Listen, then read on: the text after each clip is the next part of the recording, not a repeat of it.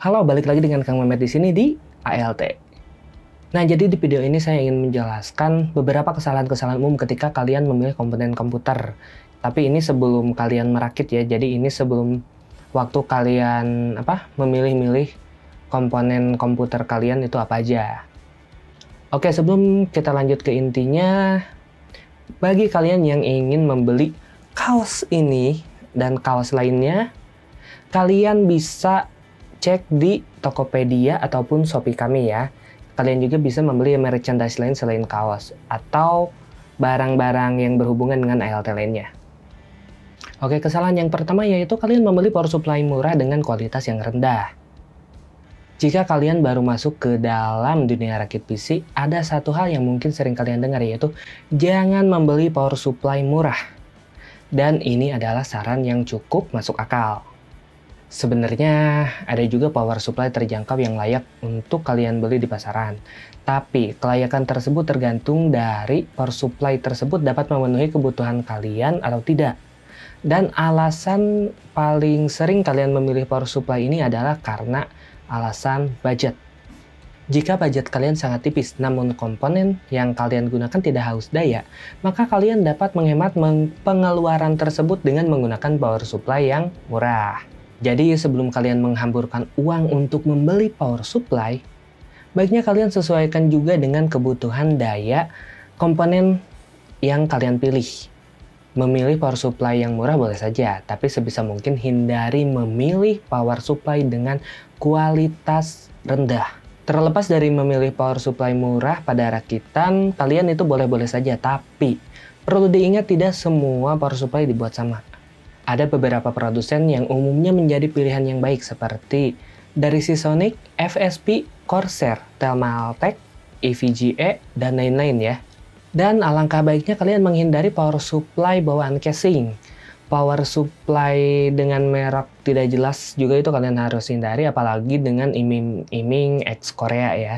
Ya, power supply ex Korea. Tidak semuanya jelek, tapi kita mungkin seakan gambling untuk kualitasnya. Jadi ya kita gambling aja gitu kan.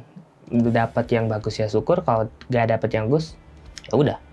Oke, bagian terburuk pemilihan power supply yang berkualitas rendah tersebut adalah mereka sering mengelabui kita seakan-akan produk mereka lebih berkualitas dibandingkan yang seharusnya. Misal dengan embel-embel watt besar, dan bahkan mereka berani mengklaim produk mereka bersertifikat 80+. Kebanyakan perakit awam tidak mempelajari bagaimana cara untuk menilai power supply yang baik dan hanya melihat pada watt yang tertera pada power supply tersebut. Banyak orang akan lebih memilih power supply 600 watt dengan harga murah daripada memilih power supply 450 watt dengan harga yang lebih mahal, bahkan mungkin hampir 2 kali lipatnya. Masalahnya adalah apakah informasi yang diberikan power supply 600 watt tersebut sesuai dengan data yang sebenarnya? Dilihat harganya juga yang cukup murah. Biasanya data tersebut sangat jauh dibandingkan dengan aslinya. Tapi karena kebanyakan perakit awam itu tidak paham ya dengan ini dan tertipu. Mereka akan berpikir bahwa power supply ini bagus karena ya itu wattnya besar kan. Nah, di sini ada beberapa metode yang dapat kalian gunakan untuk memilih power supply yang sesuai dengan kebutuhan kalian. Pertama, power supply yang kalian pilih harus dapat menyuplai daya ke semua perangkat PC kalian. Jadi sebelum kalian mencari power supply yang baru, kalian harus mengetahui berapa daya yang dibutuhkan komponen PC kalian. Salah satu cara menghitungnya adalah menggunakan power supply calculator, seperti yang bisa kalian cek di sini. Oke, di sini kita menggunakan website yang bernama Outer Vision. Kita menggunakan fitur yang namanya power supply calculator ya. Nah, di sini ada menu expert dan juga basic. Nah, tapi karena kita ingin mengkalkulasikan secara keseluruhan dari komponen kita, makanya kita pilih expert dulu ya. Oke, di sini kalian bisa isi dengan spesifikasi yang sesuai dengan racikan kalian atau dengan PC kalian yang kalian gunakan. Oke, di sini saya coba memasukkan spesifikasi PC saya ya.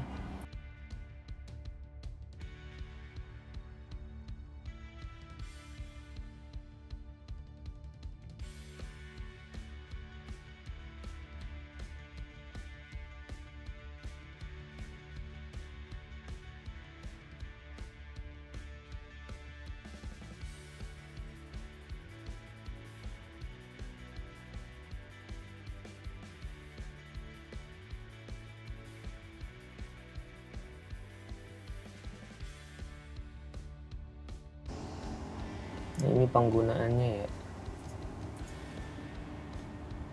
Misal anggap untuk 8 hari lah. Nah, di sini kalau misal sudah diisi semua, kalian pilih calculate. Nah, nanti muncul kebutuhannya gimana. Jadi, untuk spesifikasi yang saya tuliskan ini, dia hanya membutuhkan power supply yang direkomendasiin itu minimal 353 watt. Nah, ya kalau misal dari UPS ratingnya itu, ini kalau misal kalian pakai UPS ya, minimal pakai yang 600 PA. Terus dari keseluruhan ini kurang lebih watt yang terpakai itu 303 watt. Dan tidak jauh lebih penting lagi di sini kalian bisa menemukan berapa ampere rel 12 volt dari power supply yang kalian butuhkan. Komponen PC kalian yang sangat boros daya seperti VGA membutuhkan rating 12 volt yang tinggi juga. Oke, jadi setelah kalian menemukan watt dan rating 12 volt yang kalian butuhkan, maka sekarang kalian dapat memilih power supply mana yang sesuai dengan kebutuhan kalian. Oke, selanjutnya yaitu kalian terlalu banyak mengalokasikan budget pada komponen yang tidak terlalu penting, dan sebaliknya terlalu sedikit kalian menyiapkan budget untuk komponen yang justru penting. Kita tahu begitu banyak komponen yang dibutuhkan untuk merakit sebuah komputer. Namun, tidak semua berperan besar terhadap performa yang akan nanti dihasilkan. Saat merakit komputer, prosesor dan VGA akan menjadi pengaruh terbesar pada performa yang akan dihasilkan nanti. Jika kalian merakit PC gaming, maka VGA adalah hal yang paling penting pada PC kalian. Dan kita tahu sekarang harga dan stoknya kayak gimana? Nah, dari sini komponen penting lainnya yaitu motherboard, memori, power supply, storage atau media penyimpanan, dan lain-lain. Namun, banyak perakit pemula yang membelanjakan lebih sedikit uangnya pada aspek-aspek yang dapat meningkatkan performa PC mereka. Kebanyakan akan lebih memilih menghabiskan uang mereka untuk aspek-aspek yang berupa estetik atau gimmick. Sebagai contoh, seseorang merakit PC dengan casing mahal, water cooler, fan RGB, dan sebagainya. Misal kita perkirakan habis sekitar 3 atau 4 juta. Sedangkan budget keseluruhan mereka itu hanya sekitar 7 atau 8 jutaan. Nah, dengan begini, otomatis komponen yang akan kalian dapatkan memiliki performa yang terbatas, karena sisa budget yang terbatas juga kan. Oke, kesalahan selanjutnya yaitu tidak sengaja membeli komponen yang tidak kompatibel satu sama lainnya. Kesalahan umum lainnya yang para perakit PC pemula lakukan, misal mereka membeli prosesor AMD namun membeli motherboard untuk Intel.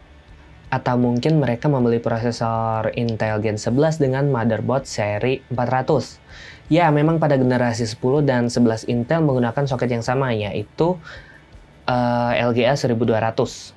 Tapi hanya beberapa seri dari chipset 400 yang dapat support generasi 11. Namun itu pun memerlukan update BIOS dan hanya untuk seri tertentu. Atau mungkin juga ada dari kalian yang membeli RAM DDR3 yang disandingkan dengan motherboard yang hanya support DDR4. Dan tentu saja, perakit pemula mungkin akan menemukan kesalahan lainnya mulai dari memilih komponen dan casing yang tidak sesuai. Misal kalian membeli graphic card yang memiliki 3 fan ya, dan memiliki dimensi panjang yang cukup panjang. Dimensi yang cukup panjang gitu kan. Nah, namun ternyata tidak muat di casing kalian, atau kalian membeli motherboard ATX, namun kalian membeli casing itu ukuran MATX, dan akhirnya kalian harus membeli casing yang support dengan mobo kalian, yaitu casing ATX. Nah, untuk casing ini sebenarnya kalau misal kalian membeli casing ATX, itu kalian bisa memasangkannya dengan MATX. Cuman mungkin nanti penampilannya akan agak kopong aja gitu kan. Tapi ya bisa berfungsi gitu. Oke, selanjutnya yaitu kalian membeli prosesor yang dapat di overclock, namun dipasangkan dengan motherboard yang tidak support overclock. Kesalahan ini tidak perlu terlalu banyak dijelaskan sebenarnya. Kita tahu bahwa motherboard dengan fitur overclock akan lebih mahal dibandingkan dengan yang tidak memiliki fitur tersebut. Hanya saja akan terasa membuang uang bila kalian mempunyai prosesor yang dapat di overclock namun kalian membuang potensinya. Oke, selanjutnya yaitu kalian memilih PGA yang terlalu overpower atau terlalu lemah untuk monitor kalian. Sebenarnya kesalahannya hanya sedikit. Singkatnya, para pemula mungkin akan menyandingkan VGA high-end namun menggunakan monitor murah dengan misal resolusi Full HD, bahkan mungkin HD, atau menggunakan VGA low-end disandingkan dengan monitor 4K atau monitor dengan refresh rate tinggi. Keduanya adalah kesalahan besar yang membuat kalian membuang uang kalian. Oke, akan saya jelaskan secara singkat. Jika kalian menggunakan VGA high-end dengan monitor biasa, misalkan kalian membeli VGA RTX 3070 atau RTX 3080, atau bila dari AMD kalian menggunakan RX 6800 dan RX 6900. Namun kalian pasangkan dengan monitor biasa yang hanya beresolusi Full HD dan 60 Hz. Performa yang kalian hasilkan akan terlihat hampir sama dengan yang dihasilkan oleh VGA mid-end gitu kan. Karena yang akan kalian lihat di monitor kalian hanyalah resolusi 1080p dan 60 Hz. Meskipun mungkin FPS si gamenya itu lebih dari 60 Hz ya. Maka, bila kalian menggunakan VGA high-end, sandingkanlah dengan monitor high-end juga. Misal menggunakan monitor 1080p atau 1440p dengan refresh rate tinggi, misal 144 Hz. Atau bahkan mungkin kalian memilih monitor 4K. Maka kalian akan menemukan perbedaannya secara signifikan dengan mengeluarkan potensinya secara penuh. Oke, lalu bagaimana jika kalian memilih VGA low-end dengan monitor high-end? Nah, ini adalah kasus terburuk dibandingkan dengan yang sebelumnya. Karena dalam kasus ini akan sangat menyiksa performa PC kalian. Anggaplah misal kalian memiliki VGA RX 570 atau GTX 1060. Atau mungkin kalian menggunakan GTX 1030 atau menggunakan VGA onboard gitu kan. Secara umum saat ini game yang dimainkan itu rata-rata dimainkan di 1080p. Nah, jika kalian bermain di monitor 1440p di 144 Hz atau bahkan 4K, kalian mungkin akan mendapatkan game yang kalian mainkan itu tidak akan playable. Atau meskipun playable di resolusi 1440p, apakah mampu mencapai 144 Hz? Saya yakin tidak. Jika kalian hanya memiliki VGA budget atau low sampai mid gitu kan, kalian cukup bisa memilih monitor di resolusi 1080p. Oke, paham kan? Oke, kesalahan selanjutnya yaitu kalian salah memilih port antara monitor dan yang dimiliki oleh graphic card kalian. Untuk hal ini mungkin untuk sekarang akan sangat jarang sekali terjadi ya, tapi ada beberapa graphic card yang memiliki port terbatas. Dan akhirnya kalian lebih memilih untuk memakai adapter untuk mengatasi masalahnya tersebut. Oke, untuk selanjutnya yaitu kalian memilih merek yang tidak jelas untuk menghemat budget. Ini sama halnya dengan jika kalian memilih power supply murah. Mungkin sangat banyak merek tidak jelas pada dunia power supply ya dibandingkan dengan komponen lainnya. Jika merek tersebut tidak terkenal atau tidak memiliki pengalaman yang baik dan dapat diandalkan, ada baiknya untuk menghindari merek tersebut. Bahkan sekarang banyak merek-merek baru di pasaran, mulai dari RAM, SSD, motherboard, VGA, monitor, dan sebagainya. Tidak semua merek yang belum memiliki nama besar tidak menggunakan komponen yang berkualitas. Ada juga yang menggunakan yang berkualitas gitu kan. Tapi dengan uang yang kalian keluarkan untuk PC yang kalian gunakan sehari-hari, saya rasa lebih baik tidak mengambil resiko dengan produk-produk tersebut. Sedangkan ada merek-merek yang jelas di luar sana kan, yang mendukung produk-produk mereka mulai dari segi kualitas ataupun dari segi garansinya ya. Jadi intinya jangan pilih produk murahan dari merek tidak jelas yang belum memiliki reputasi yang cukup baik. Oke, selanjutnya kalian lupa memiliki installer operating system kalian. Selain memastikan bahwa kalian memiliki semua komponen yang tepat dan semuanya kompatibel satu sama lainnya, akan tetapi tanpa sistem operasi itu tidak dapat dijalankan atau difungsikan gitu kan. Untuk saat ini hanya ada dua pilihan sistem operasi yaitu Windows dan Linux yang bisa kalian install ya. Untuk macOS saya tidak masukkan karena ya itu gak bisa kalian install. Dan untuk bermain game, satu-satunya pilihan kalian adalah Windows. Linux dapat kalian gunakan jika kalian hanya akan memainkan game tertentu ya atau terbatas. Maka dari itu kalian membutuhkan installer operating system kalian. Tidak seperti dulu, saat ini kita mudah untuk mendapatkan installer iOS kita ya. Bahkan mungkin kita bisa meminjamnya ke teman ataupun saudara bila ternyata kita tidak memilikinya. Kesalahan selanjutnya yaitu casing kalian memiliki port USB 3, tapi motherboard kalian tidak memilikinya. Jika kalian merakit PC dengan budget terbatas, biasanya kalian akan menggunakan komponen atau part second ya. Itu jelas-jelas biasanya generasi lama, yang beberapa di antaranya itu tidak menyediakan port USB 3 untuk front panelnya. Sedangkan untuk saat ini rata-rata casing di kelas budget pun sudah menggunakan port USB 3. Dan akhirnya port USB 3 yang tersedia tidak dapat dipergunakan dan terbengkalai.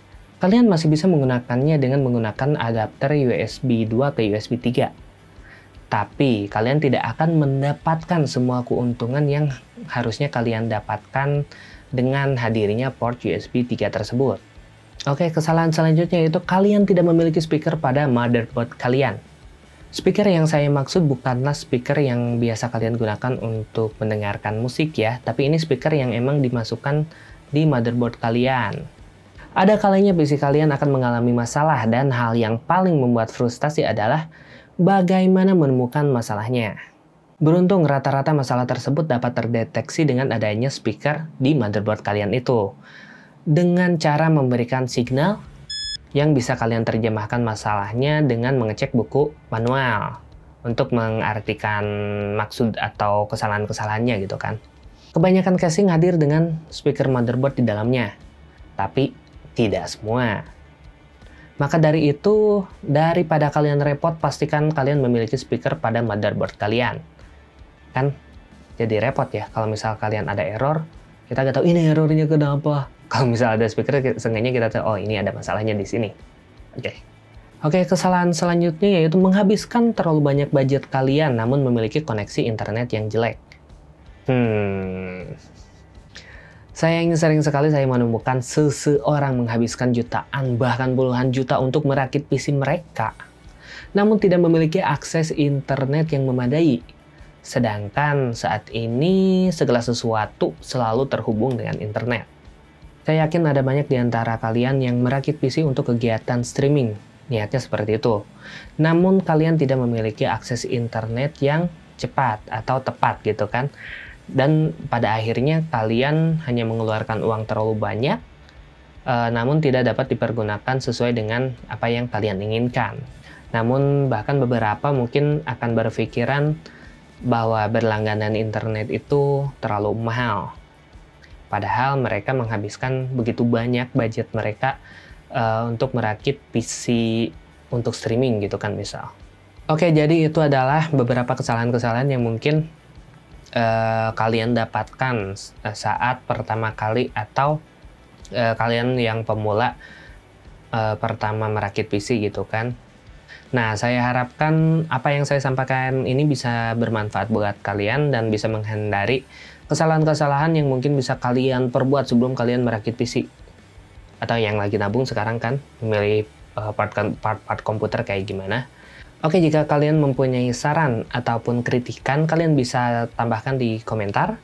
Atau bila kalian suka dengan konten ini, bisa like dan subscribe. Jangan lupa untuk share ke teman-teman kalian. Saya Kang Mehmet, bye.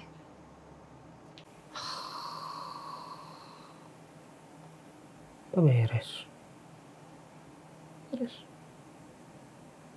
Oh, beres.